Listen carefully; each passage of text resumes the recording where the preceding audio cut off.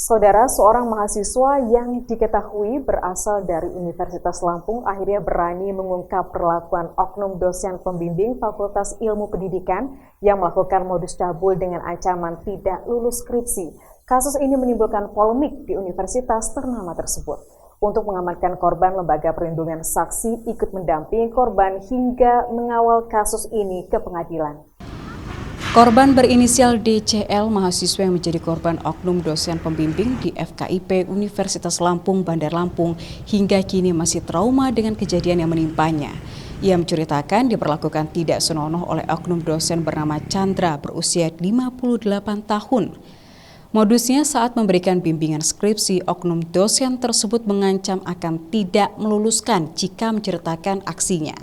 Bahkan, oknum dosen ini diduga sudah lama melakukan modusnya karena ada banyak korban lain namun tidak berani melaporkannya. Saya diancam jika saya menceritakan ke orang lain, bahkan saya tidak akan diluluskan untuk skripsi saya. Bahkan saya dibicarakan dengan dosen tersebut, jangan bilang ke siapa-siapa dengan masalah yang pernah dilakukan pada saya itu, maka skripsi saya akan bermasalah juga, seperti itu. Saat Anda diancam seperti itu, apa yang kemudian Anda lakukan? Saya udah nggak kepikiran apa-apa lagi, Mbak, saat itu. Di situ saya ngeblank karena habis kejadian itu saya tidak memikirkan apapun. Saya hanya ingin cepat-cepat segera keluar dari ruangan itu.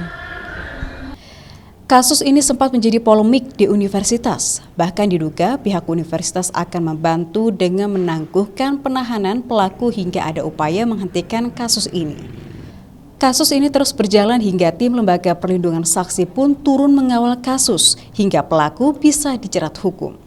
Kekhawatiran LPSK terhadap kasus ini, pelaku bisa berdalih dan melaporkan balik korban dengan pencemaran nama baik.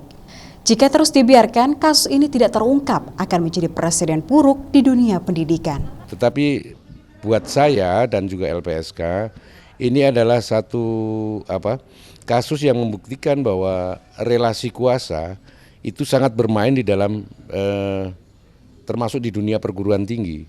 Jadi relasi kuasa itu relasi antara dosen dengan mahasiswa, dan dosen ini karena kekuasaannya kemudian bisa bertindak seenaknya.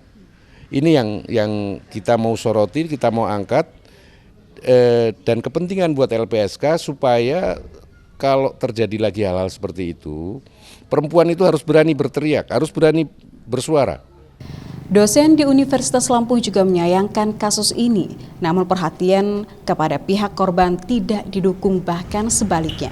Seharusnya sebagai pendidik di akademisi harus menjaga etika dosen hingga seluruh mahasiswa mendapatkan kenyamanan dalam menimba ilmu.